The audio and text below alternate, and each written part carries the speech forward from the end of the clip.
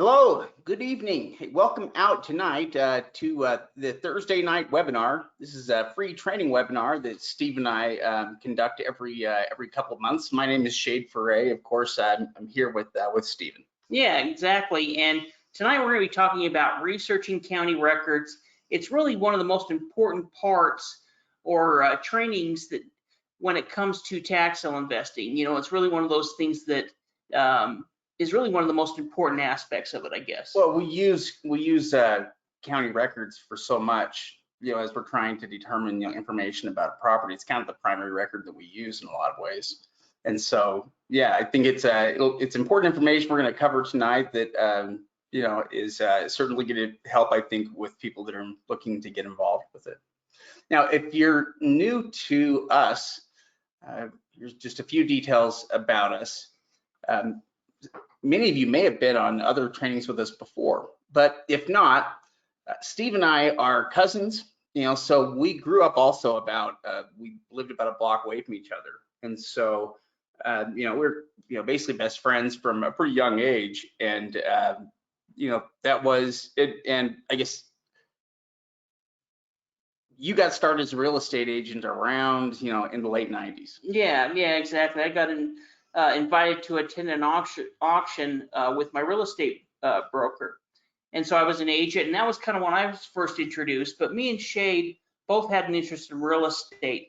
And so once I was first introduced, we started trying to figure out everything we could about it. We started trying to read books and materials, and there was not a lot out there. But as we attended auctions, we eventually figured out how it worked. And in around 2006, we started working on a home study program, really putting everything that we had learned together in a home study course. And for about 10 years, we provided tax sale training just exclusively to seminar companies. So we would work with the seminar companies and we would teach their members tax liens and deeds. But eventually around 2016, we decided to, kind of branch off and just do our own thing. And that's when we essentially created our websites. Yeah, well, we decided we wanted to provide training directly to the public, that we wanted to get away from kind of the seminar companies. And that was about the time that we started tax sale support. And so ever since then, we've been providing training in a lot of different ways. So we've got lots of stuff that you can choose from. Yeah, in fact, we actually have a one-day online workshop that's coming up this Saturday, but we'll talk a little bit more about that near the end. Yeah, this is just a quick testimonial there from one of our members here. Basically just saying that the mentoring gave them, the training and support they needed to help them acquire 4 properties. Yeah. We just wanted to give a shout out to Jared. He was able to buy and sell 4 properties and is continually, building it up from there. So, we just wanted to kind of congratulate him and let him know we're proud of him. Yeah, well, it's awesome being able to go through the process there of, finding property and being able to research it and then acquire it and then, sell it for a profit. That completing that process is something that you learn a lot in doing. All right, so let's talk a little bit about county records here. When it comes to how we use county records, they are really one of the primary ways that investors can glean information about the property. And when it comes to getting information, we also want that information to be correct and authoritative in a way. In other words, we want it to come from a source that we know is reliable, and the county is always that. Yeah. Well, and that's where we're going to really get all of or at least 90% of the research is going to be done through the county records. So we're going to be able to review the sales history, deed information, past owners, even past lien information is going to be available through county records. Yeah.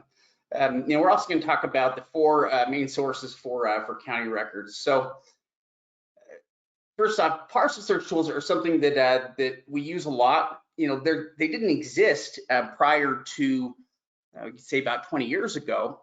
Back then, what you had to do is actually go into a county office, and you would have to physically go through the records or have somebody physically go through them for you. But fortunately, parcel search tools online have really been the game changer for us and online records. when it comes to our ability to perform research on properties, without needing to be there in person. Yeah, definitely. Well, and when it comes to the tax sale list, once you get that tax sale list, it's going to contain it's going to contain some information on that. Usually the parcel number, the amount due, could have the owner's name, and it can include additional information like the street address. But we'll use that information to research the property record. So the most common one we're going to use is the parcel number, but we can also use some other things on that list, like the owner's name, to search for the property records as well. Yeah. So when it comes to the county records, there are a number of different resources. That's actually listed twice there, county maps twice.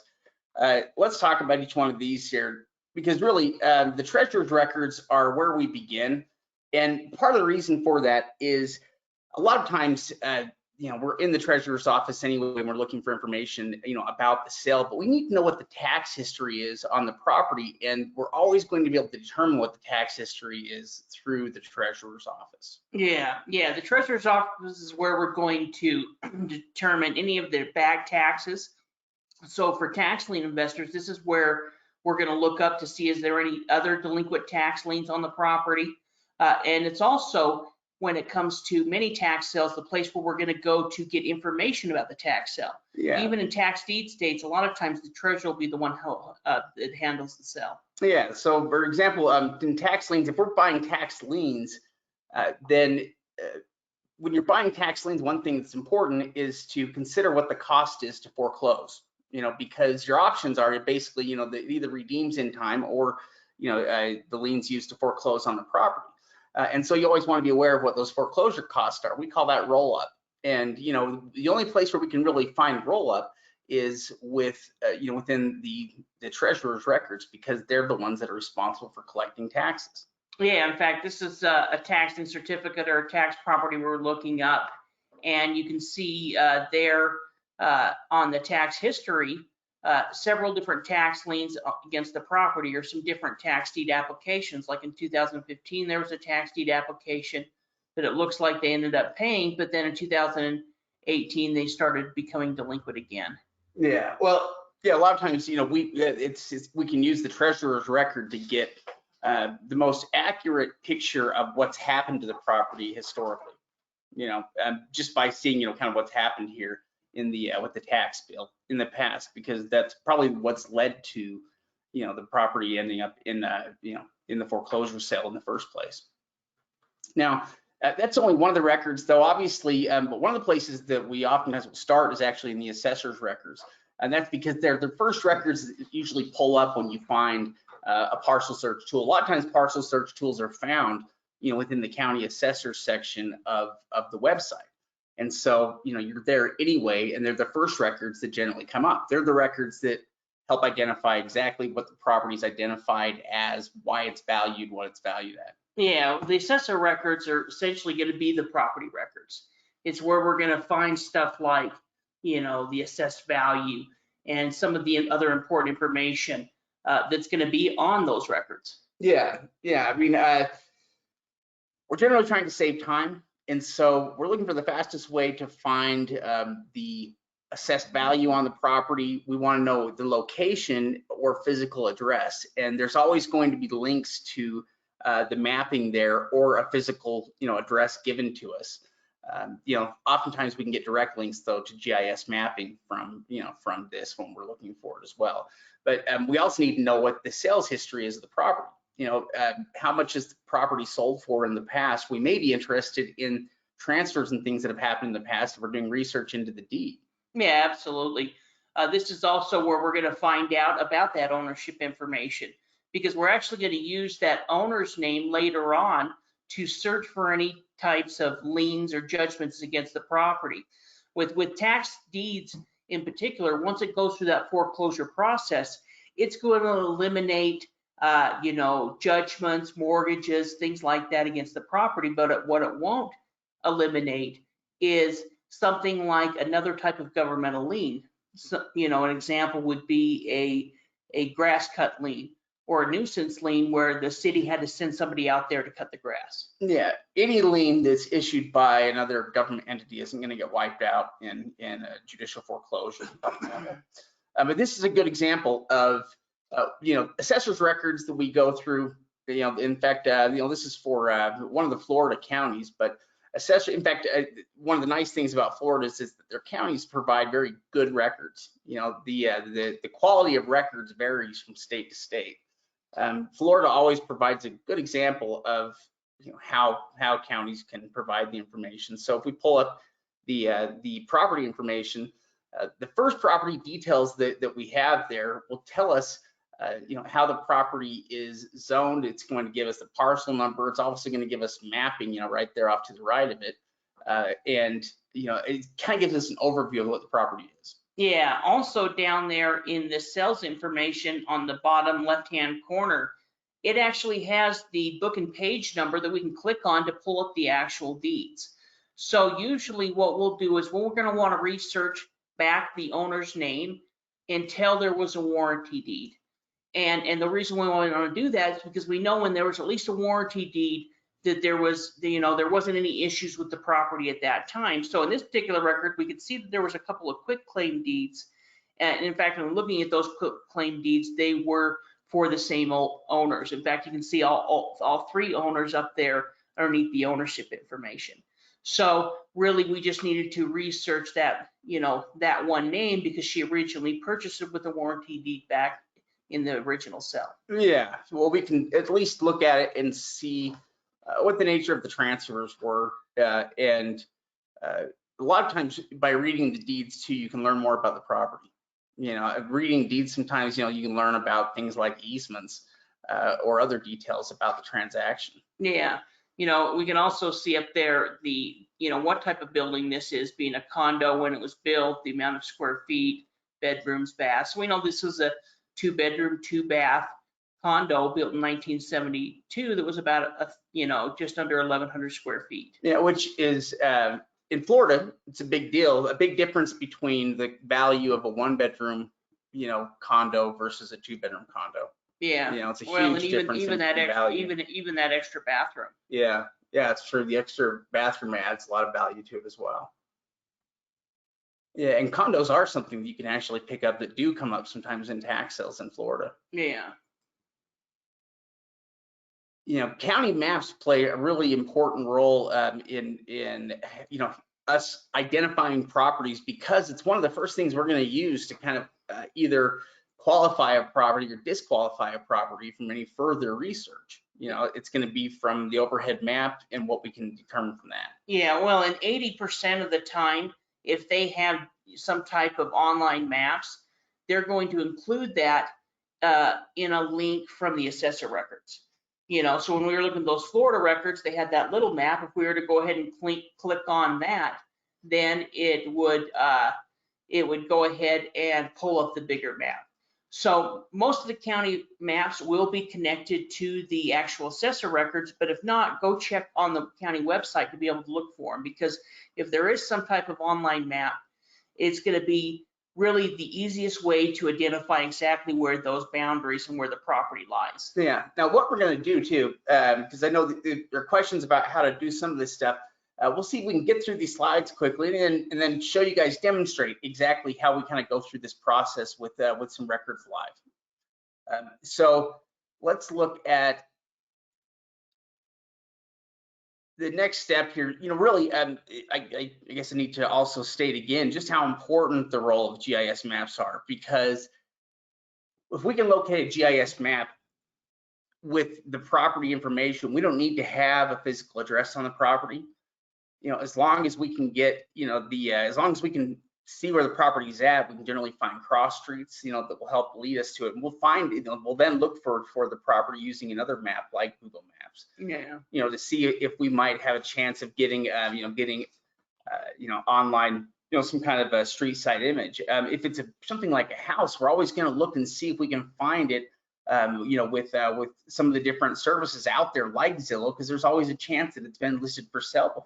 Yeah, and you can get additional details. Well, it can really make a difference if we're buying land as well, because we buy a lot of land in tax sale investing. And the one thing that these online maps do is they allow us to see exactly where the property lies.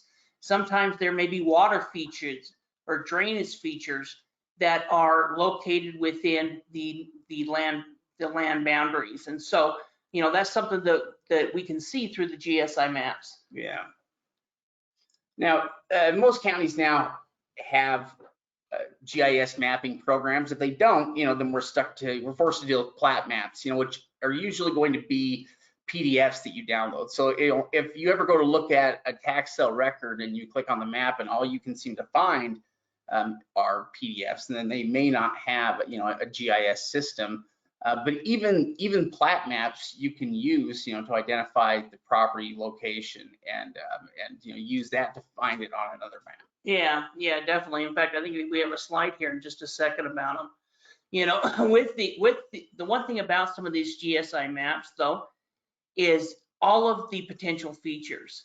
Because we can go ahead and just pull up the property, but sometimes these base maps have all kinds of different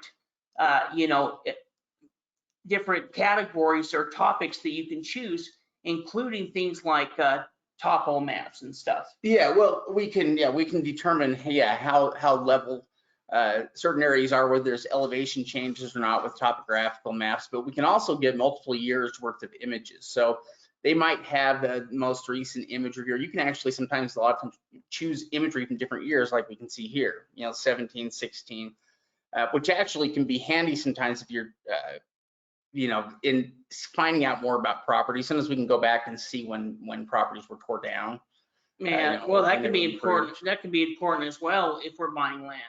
Is seeing when the home was there, when it was taken down.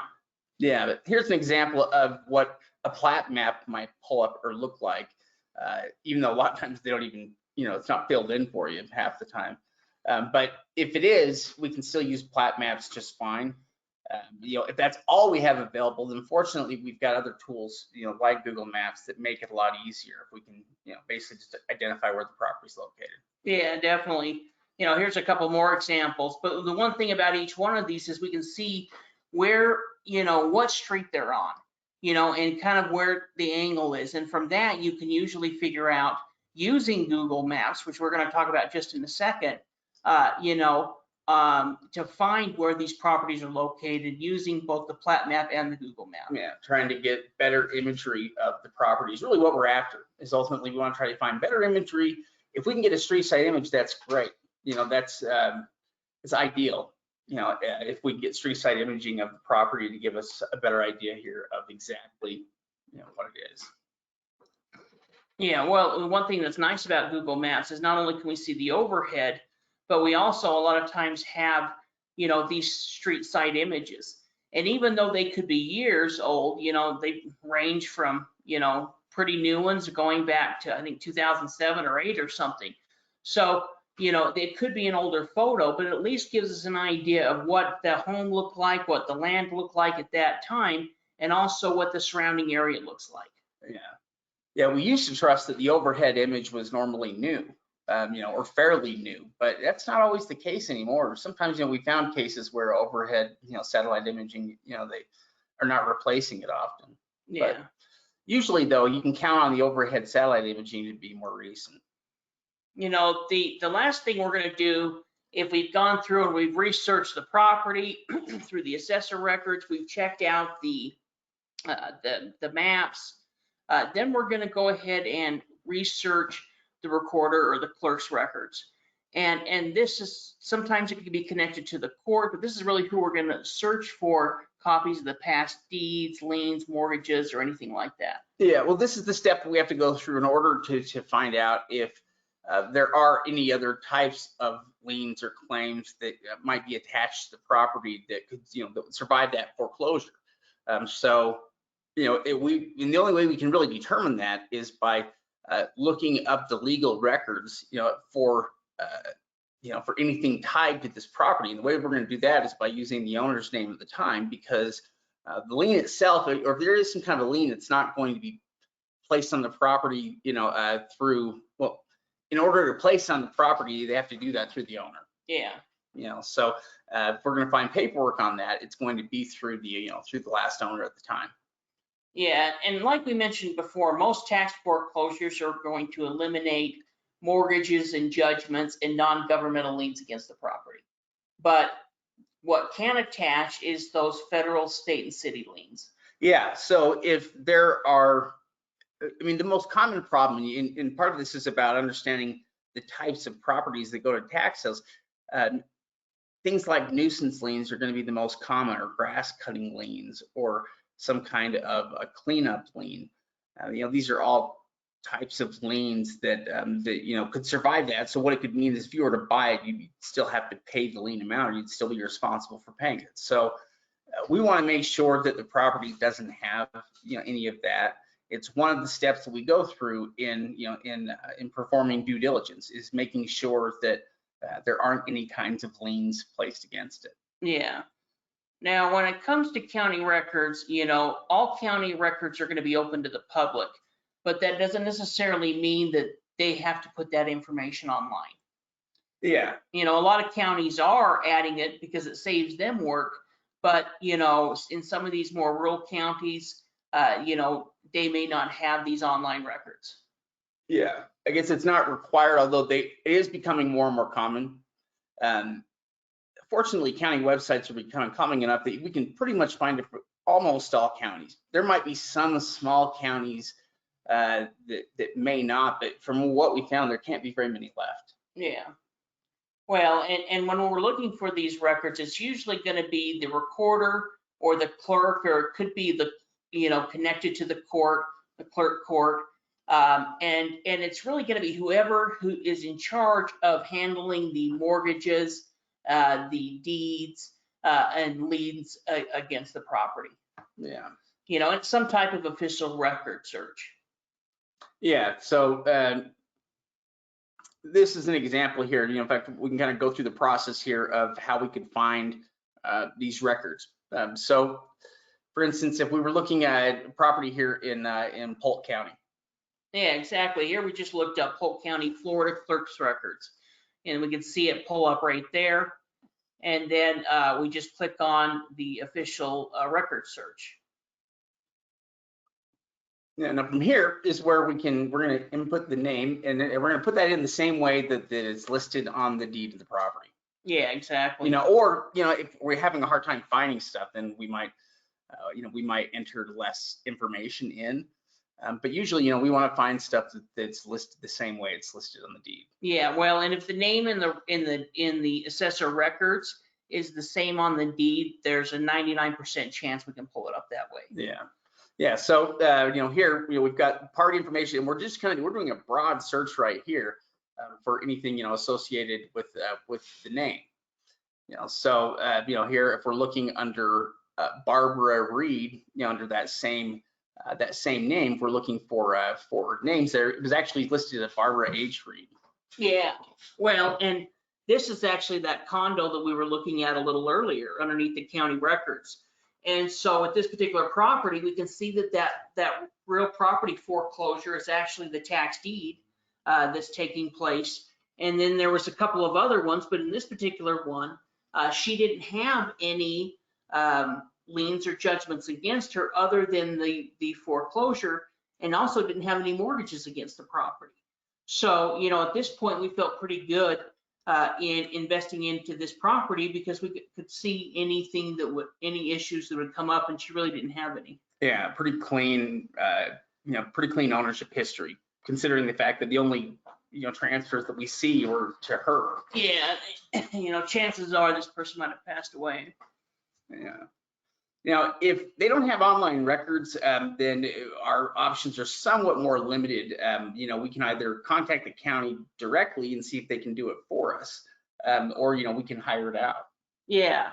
If they don't have those records available, and most of them will have the assessor records and the tax records, the one that may be a little bit more difficult to find in some counties is going to be those court records.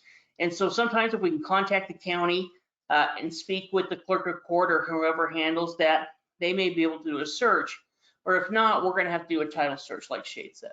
Yeah, legally required to make things public record, but that can be as simple as just making the records searchable there at their office. Yeah. So, that's complying essentially. But for a lot of counties, I think they do want to make things easier for them, and also, for the residents within the county to get things done. Yeah, well, one thing about a title search as well is if you're going to have one of those done, try getting just a lien search, because that's going to save you a lot of money. You don't need a full title search. What we're really most concerned about is any types of liens or judgments against the property that could, to survive the foreclosure.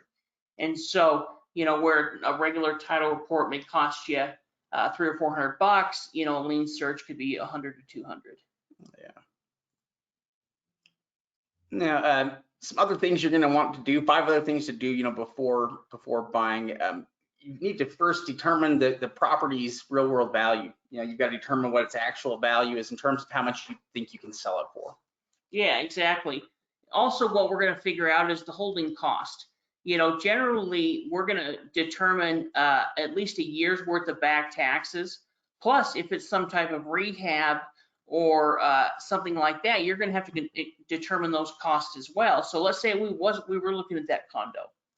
Not only would we have to, think about the property taxes, we're also going to have to think about the HOA fees for as long as it's going to take until we sell the property. Yeah. So we may, consider a year worth out of potential HOA fees if it did take us that long to sell the property. Yeah. In fact, we might even try contacting the condo to see what they're like there to talk to, and to find out, information. We might call the association. Yeah, before actually buying it and let them know we're interested in it. Another thing would be to determine the property's condition, especially if it's some type of structured property. Yeah, any kind of improved property, you have to know the condition, but in order to be able to make a good decision on it, it's really risky.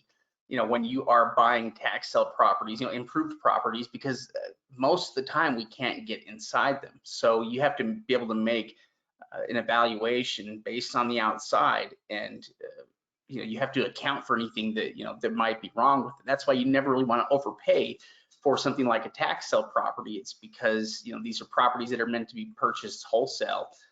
They are they're going to have problems a lot of times, especially the ones with improvements. Yeah. So you've got at least it's something you need to be aware of and prepare for. All of these costs, because what you want to avoid is being surprised by stuff, being surprised that the property needs more work than you think it would, or that the taxes and fees, monthly are more than you thought that they would be. You want to avoid getting surprised by anything. Yeah. And lastly is, determining your high bid amount. Figuring how high you're willing to either bid up on the property if we're talking about a tax deed, or how low you're willing to go as far as interest rate, as far as a tax lien. Yeah. Now, we want to get to all your questions and actually do some demonstration stuff here now. Before we do that, though, I will just tell you guys about the one-day online workshop that we are conducting on Saturday, and then we'll do some live demo stuff, go look at some different tax sales. Sure. Yeah, exactly. This Saturday, like Shay mentioned, we're doing our one-day online workshop, and really what it is, during the pandemic, obviously, we had to put our 3-day trainings on hold. And we had a lot of students that were saying, hey, I would like to attend the 3-day, but of course we couldn't do the 3-day. And they were asking, could you do an online 3-day?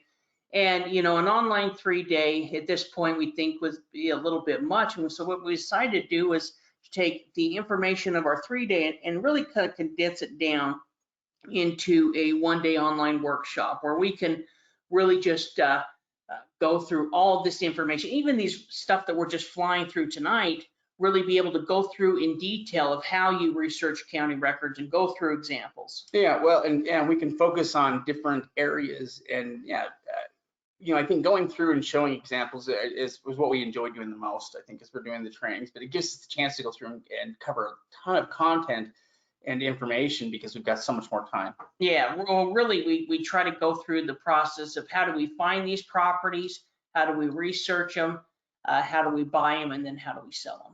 Yeah. So anyhow, if you're interested in that, you can actually you can register for that, or you can sign up for it. It's $49 to attend, and you can do that on the website under the services, I think. Yeah. All right. So let's go and take a look here.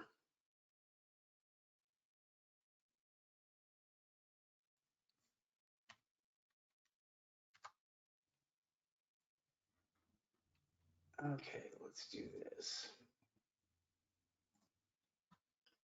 Okay, so we're going to start just on tax sale support, and let's go.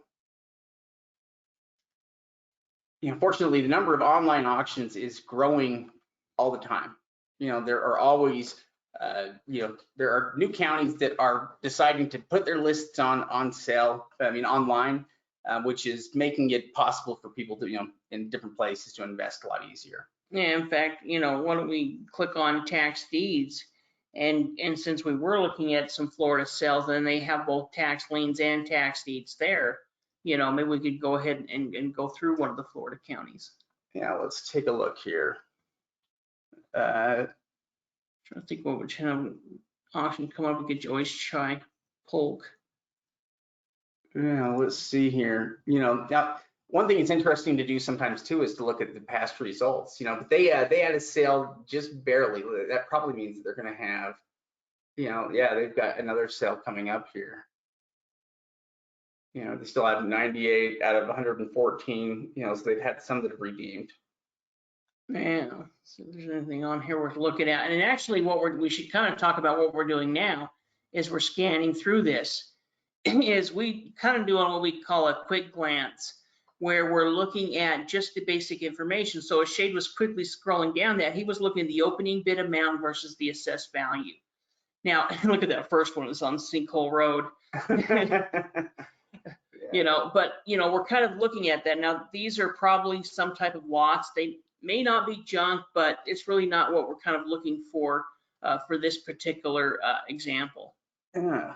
Oh yeah, by the way, guys, in just a minute, we're going to stop and just go through and answer questions, because I know we haven't been able to address questions here. Yeah, so once we get through this and show you guys some examples, we'll go through it and make sure we answer all the questions. Oh yeah, by the way, the workshop is always recorded. This is recorded, and yeah, the one day will be recorded as well. Yeah, it'll be available for the people that register for it. Yeah. All right, so yeah, Let's see if there's anything good on this. So far, we're not seeing anything that catches our eye. It looks like so far this is a bunch of kind of a junk land sale. And really what's kind of happening with some of these is the counties foreclosing on them just to get them off of their books. Maybe this wasn't the best example. No, it's kind of an ugly sale that way. Let's see. Yeah, I think we could probably look at almost any others. I think they're just unloading all of their junk off here, which that's actually one of the risks that you've got to watch out for. Is there are lots of properties that don't have use or value, and the risk that those properties have is that it may not be worth it paying the property taxes to keep them around. And so they can end up, where they get foreclosed on, and if they don't really have any use or value, then it probably doesn't matter if they get foreclosed on. Yeah, just for fun, let's click on that one that's $929. It says it's $3,600, and let's see, if it is junk, and kind of point out what makes it junk. Yeah, so we can see it's 0.38 acres.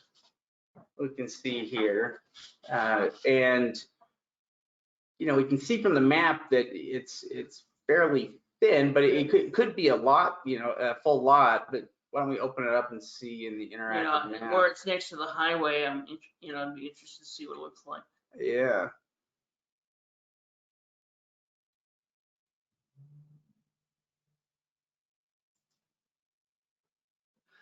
Now, what we're gonna do is go up to the base maps, and then you can see the different imaging there. Yeah, so we're gonna go with the 2020 image, and let's see, it looks like it's cleared.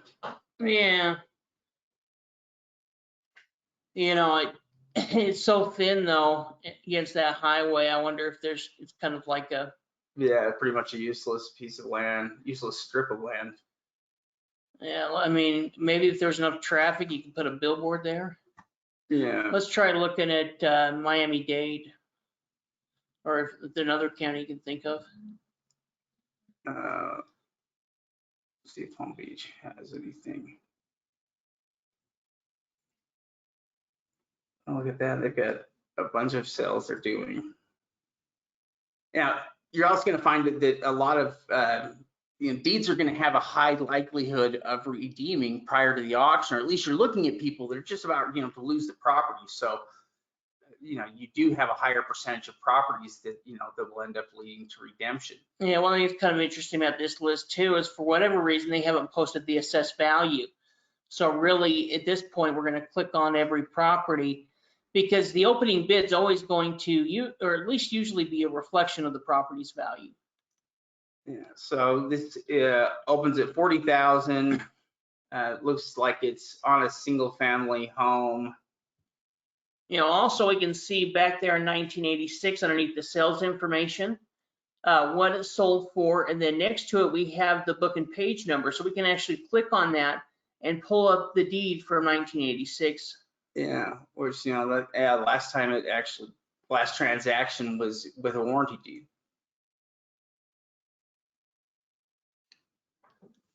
What image button is it talking about?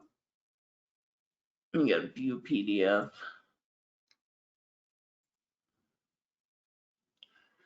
Oh yeah. Yes, that would be the warranty deed there. Yeah, we would just go ahead and verify the name, verify the information's the same, the address being the same. And then like Shane had mentioned earlier in the webinar tonight, it can also include additional information. There could be the mortgage information, if there's any type of easements against the property or anything like that, it could be listed in the deed as well. Yeah. Just glancing over it, I didn't know. Other we can see that it wasn't his homestead. It wasn't the homestead of the grantor. It's probably his summer home. Yeah.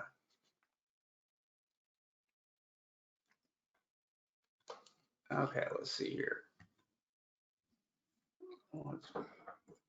Also there, we're going to have the address of the property. Oh, yeah. Oh, wrong one. Yeah, we've got the address of the property. We could check and see what the value is. So what was the market value on that property? Did it say? Let me see if I still have that up here.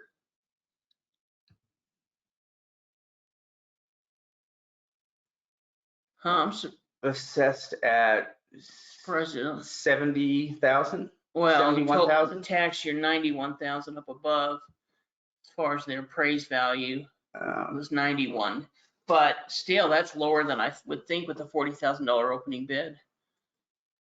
It must have had a bunch of year back taxes. What I'm almost interested is if this house is in rough shape. Yeah, it may not be, but it looks like the street side image is old, 2008.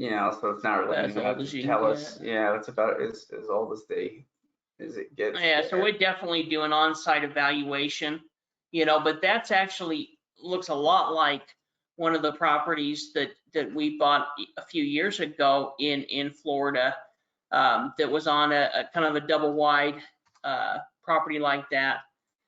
At least I think that might be a double wide, it may not be. But, where we were able to turn around and flip it to the person that was living in the property, because he had been living in the property, paying rent to the owner, but the owner ended up passing away and he just kept living in there, and so ended up flipping it to him for a quick sell. Yeah. Okay, so yeah, we can see estimated here about 135. Oh, that rent estimate's high. Yeah, that is a high rent estimate. Must be, yeah, for a value rental. of 135. That is a really high rent estimate amount. But let's see here. Look, we can check out. Yeah, what is nice though is just this record is a good example of one where you can access everything you need from right here. We've got access to the maps. We've got access to. Well, you can see down there the tax collector and the tax detail. Property tax detail we could look at. We wanted to see exactly how much paid in property taxes every year. So let's see here. Let's answer some questions here for a second. Okay. First question here. Let me get this thing back. Okay, what exactly are land banks? What are some risks, and is it safe to buy and flip land with those? Land, that's actually a great question. Because land banks are something that we're seeing, we see more and more of. There have been so many land banks that have started up, and really what they are is they're nonprofit organizations that are set up and established by the county to help them manage and sell their inventory of land. Yeah, a good portion of that's going to be tax delinquent land, but it could also be donations. It could be city or county owned land. And so when it comes to the land banks, it can definitely be a safe way to invest as long as the numbers work out. The one thing about the land banks is in most of them, you can go through the property.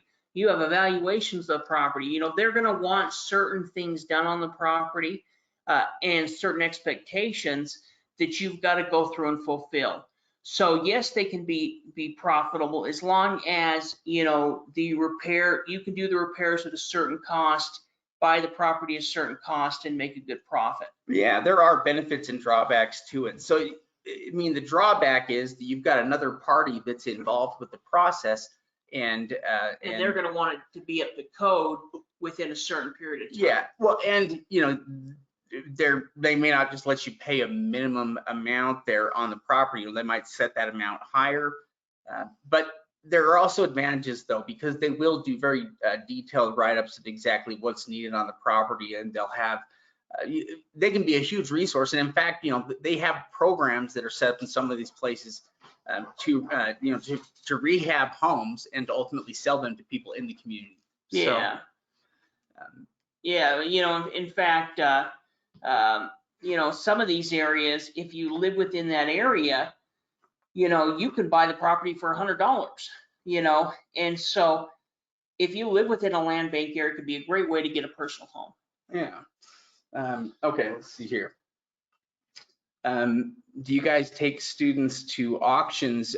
We do. We went to one just a month and a half, 2 months ago in Tulsa. We went to an auction with a group of students there. That was actually interesting because that was a 4-day long auction. Yeah. That was a crazy, it started off with over 1,000 properties. Well, it started off with like 1,500 properties, but by the time they had all the redemptions, that occurred, there were still a lot of properties, and a lot started off with 1,000 investors too. Yeah. It was a huge sale. In fact, they actually, I don't know, I've never heard of a county doing this before, but they advertised this all over the radio. And so it was actually probably, I guess, some ways good for the county, but bad for investors, because there was a lot of investors there that weren't educated and that were just, spending their life savings based off what somebody else was bidding. And there'd be two people that hadn't looked at the property, hadn't researched the property. And we know this because we watch many people bid on properties that were completely condemned, and bidding them up to close to market value. So it is something we do through our advanced training program, with members of our coaching program. Yeah. Let's see here. Another question here is, what's the most important thing to consider when you buy land? Really, when it comes to land, we are looking at use and value. Yeah, well, the biggest risk, so it's a really good question, because land, can present some of the most opportunities, but there's also a risk there. And the risk is land that has no use and value, really. It's just the opposite. It's land that can't really be used for anything. And therefore really doesn't have any true value, because nobody's really going to pay for it. So the way that we avoid that is by checking a number of factors. Number one, the size. So we're never interested in, I guess the minimum size on a property would be 1/10 of an acre, and even then that would only be if other surrounding lots were 1/10 of an acre. We generally are looking for stuff, that size and above. Also, accessibility is a big factor. Making sure that it's accessible from a public road, because it has to have both of those things. It has to be big enough, to be able to be used, and it has to be accessible from a road in order to, be considered to have use. Yeah. Carl has a question. Can you discuss online bidding strategies? And that's a great question. And one that's almost like a whole training within itself, because when it comes to online bidding strategies, there's different things you can do, but really what it's going to come down to is, what the high bid is. And so when it comes down to it, you could try doing your bids early, you could try waiting to near the end of the auction, try to put in bids, and there's different thoughts, about any of those. One of the things that we've learned for certain is the results that we saw on the first day of the auction were different from the results that we were seeing on, the third and fourth day of the auction. And that was because a lot of the initial buzz, a lot of the investors left, and so there were more opportunities. That can be a strategy, as well. A lot of it's about what you decide to focus on. In a lot of tax sale lists, what happens is there are a couple of nice looking homes maybe on the list, and 95% of the investors will become fixated on 2 properties, on the list, and we'll kind of go after that and ignore a lot of the other stuff on there that could be equally profitable, if not more. Yeah.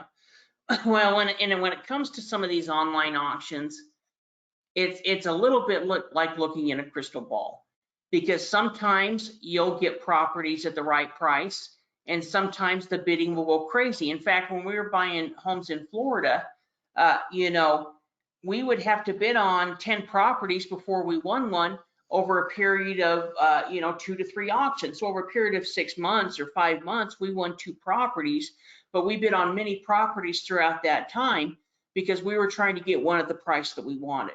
So we were willing to let a lot of properties go until we could finally get the one where there wasn't as much competition. We had done our research on it. We knew it was a good value. And so it made sense to buy that property because it fit within our parameters, where the other ones bidded outside of that. Yeah. Another question here is it reasonable to believe that starting out as a beginner going up against big investors could still be profitable? Yeah, sure. I mean, it's all about your strategy. Well, and I think even going up against other investors, it has to be, they still have to be profitable. And so, they're going to have to cut off their prices there at some point. We don't want to just try to outbid anybody, but there's no reason why, even as a beginner, why you can't still win properties and be profitable.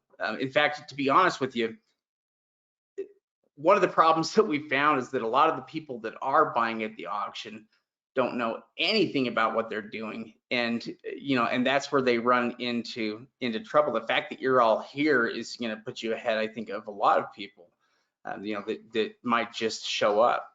So yeah, you can definitely, I think, still be successful with these auctions and still win properties with online auctions or live auctions. Either way, you're dealing with competition, and what we've actually found is that the amount you pay is pretty comparable either way. Yeah, well, and what we do with all of our coaching students is we start out small. We start out helping them buy a piece of low risk, high profit land where we're not going to maybe get as much as competition. We may purchase it over the counter or through some type of online auction. But either way, we're going to pick up this piece of land for 10 to 20 cents on the dollar. We're going to turn around quickly sell it. And then once we've done that a few times, move on to bigger and more challenging properties. The worst, we wouldn't recommend somebody, especially a beginner, go in there and try to purchase the most expensive properties. Unless you've really done your due diligence, the best way is to go out there and hit a couple of home runs, getting used to how this works, and then as you gain that experience, then increase the type of properties and the amount that you spend and the type of properties you buy. Yeah. In fact, some good examples of that. I was actually just looking yesterday on at Bid for Assets, and they're one of the multi-state auction providers that provide for several different states. But I was looking at some of the inventory in this King County sale, and they started off with 83 properties. They probably had 15 or 20 redeem. The auction starts on the 15th. But this is a sale that has a lot of interesting pieces of land that that have values. There are also pieces of land in here that you probably wouldn't want to buy, but there are a lot of pieces of property in here that that could make for interesting investments. That one's 4,000. Hold on, it's an opening bid here. Let me look at.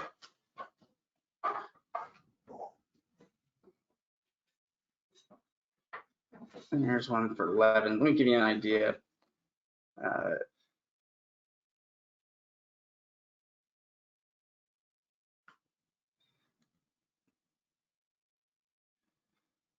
So let's see. The first thing we're going to do here is look for the base maps.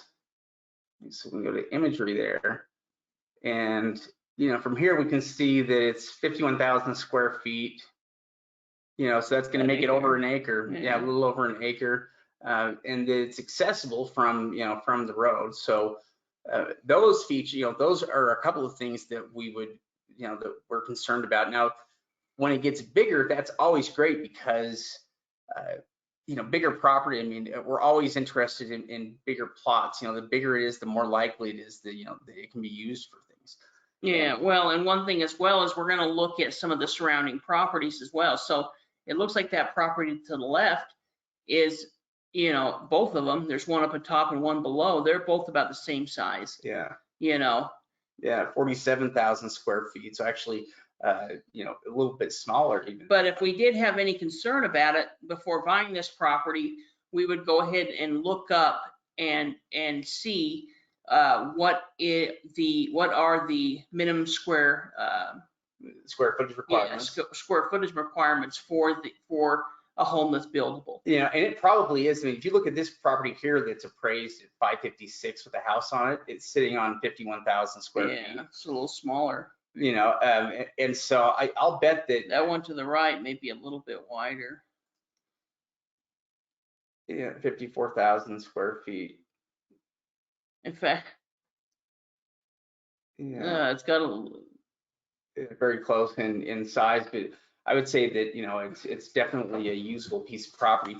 And so what we would do from there, if we were getting serious about the property, is start looking for comps in the area to figure out what properties they're selling for, because it obviously what the county is assessing it at and what it could actually sell for are in a lot of counties they can be very different numbers, and in Washington counties that can certainly be the case. Yeah, so if we did research this property and we found that it was worth 34,000, then 11,000, that's kind of a little high for us. But if we did research and it was closer to 50 or 60,000, then paying 10 grand, 11 grand could make a lot of sense.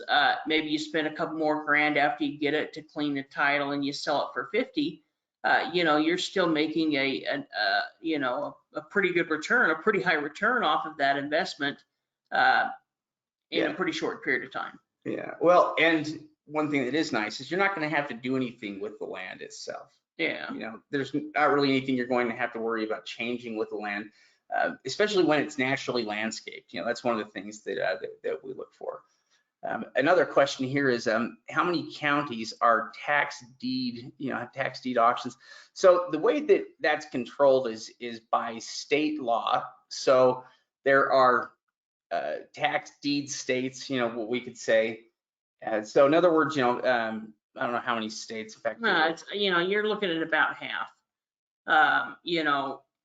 Depending on there'll be some redemption deed crossover and stuff like that. Yeah. But there's also some of these tax lien states like Florida and even some of the others, Mississippi, Arizona just had an auction recently. where they actually sell tax deed properties as well with liens that don't get purchased or that are left on their books. Yeah. Yeah, so there actually, there can be a lot of ways that counties can end up selling properties off, their tax deeds. Yeah, that's a good example of areas. There are some other areas, Arizona, they'll occasionally foreclose on their liens sometimes. Yeah, we just saw an auction there recently. There are, Mississippi will foreclose on their liens and sell them off as deeds. There are actually a lot of places, that will eventually foreclose on properties and sell them off at auction at some point. And that's true of lien states and deed states. I mean, ultimately, if you don't pay your property taxes, it's going to result in property foreclosure and auction, at some point. Yeah. So, all right, let's see here.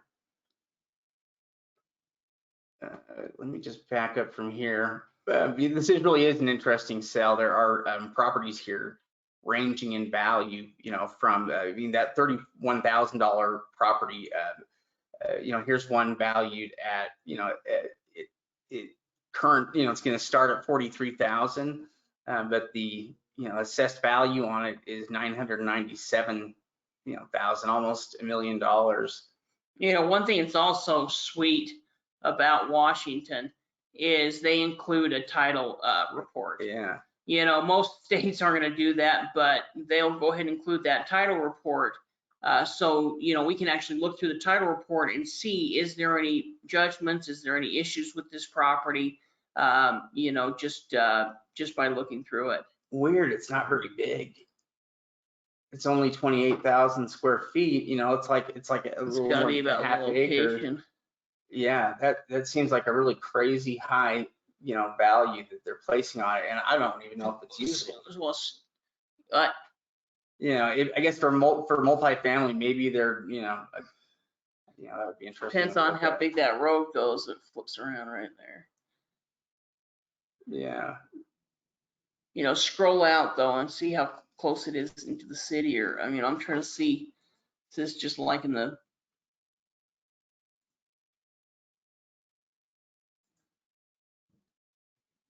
Huh. I thought it might be downtown. Yeah. There are lots of really, really interesting properties though that are coming up for auction, and a lot of these could be profitable opportunities. Yeah. Well, there's definitely, tax sale investing. When we first got started 20 years ago, it excited us then, and we still get excited. We get excited as our members have success. We get excited when we're able to help our coaching students go out there and do deals. And so, it really is a good strategy, even if you're just a real estate investor, or you're a traditional real estate investor. Why not have one other strategy, one other way to buy property, within your tool belt? And there's so much opportunity, especially if you're willing to be flexible in where you buy property. I mean, that was the first thing me and Shade had to realize when we first got started in tax sale investing, is that we weren't going to be doing a lot of deals in Utah. Yeah, well, and we also had to reevaluate what was attractive real estate to us, because if you go into tax sales with just the same thinking that you use for the rest of the real estate world, then you're going to miss 99% of the stuff that is there to do. Yeah. He says, any suggestion on which states to invest in, and really the next one. And we take kind of an opportunity-based approach to this, where we are open to any auction that has good opportunity. So we could say, yeah, Florida's a great state, Washington could be a good state. There's lots of good states, but really what we're looking at is the opportunity. Because if we can buy property for, let's say we're buying land for 10 to 20 cents on the dollar in one market, but in the other market we have to pay, 70 cents on the dollar, then we're going to buy it in the cheaper market, because even if we're going to have a lot more profitability, even if it may not be a hottest market is the other one, we're paying a lot more for the property. Yeah, really, price does ultimately dictate everything. And so we love to go to the places that have some of the best deals. But really though, I mean, even stuff like we're looking at here, like these Washington properties could have some great opportunities. There are good opportunities in so many different states, that we could look at. There's opportunities in Michigan, in New York. Florida has tons and tons of opportunities because they utilize both tax liens and tax deeds equally. They use tax liens like a tax lien state would, but they also use deeds. So what that does is creates a lot of opportunities for a lot of tax sales. Yeah. But I guess each one of these states, even states that Steve and I used to think years ago, we used to think didn't have opportunities, have opportunities. We're finding that more true just about everywhere. So really one of the first places to look is in your own backyard if you can. Yeah, then start spreading out, from there. But yeah, but even just, keeping on top of what are the newest online auctions that are coming out, what type of opportunities are close by. If you can drive to an online auction, and it doesn't take more than a day or two, then it could definitely be worth going out and attending a live auction. Yeah, which state, name some states that, that are around you. And, because I can almost guarantee you that there are opportunities, in the surrounding areas. They're like that all across the country, where there are some great opportunities. Yeah, well, and really, this is really what we'll be able to kind of do during that one day is go through all the steps needed, because the last thing you want to do is not do the proper due diligence. As we attended that tax sale, Shade was running back and forth trying to, tell people, don't buy this property, this thing's terrible, and trying to convince people not to buy property. And then the minute he wasn't watching, they went up and bought the next property sight unseen. And that's the last thing that we want to do. We want to, as long as you do your due diligence beforehand, you never buy a property structure sight unseen. You research the property, the value, the assessor records, the deed information. Then you're going to be one of the very most informed investors at the sale. And if that is the case, then even if you lose the property, you're going to be better off than overpaying. And it's hard to walk away from properties that look good, and going above the amount that you're willing to pay for it. But that you're not going to make a mistake as long as you set to your guidelines. That's a sweet property. Yeah, look at this property. This one opens up at $40,000, which it might seem like a lot, but as you look at it, though, they say down here that it has a total assessed of $865, with $536,000 in land value and $329,000 in improvement value. And they've got the GIS there, but if I pull up the property here, we can see that it's a single family home here. You can kind of see it from there. That's a 2019 image, so it's not too old. But checking the value here, it's valued at 1.293, almost 1.3 million. Yeah. That is well, and that's a house that is probably going to get pretty aggressive on the bidding. But even if you were able to get that, that's a house that you could pay 60, maybe even 65, 70 cents on the dollar, as long as the condition was really good and you drove by, and still be profitable, because there'd be $500,000 worth of potential profit. Yeah. In fact, some of the best deals that you'll find a lot of times are properties that will get ignored. At that same Tulsa sale, we saw people make probably millions of dollars with two pieces of land, that were basically like with the piece of property, that they picked up for about $700,000.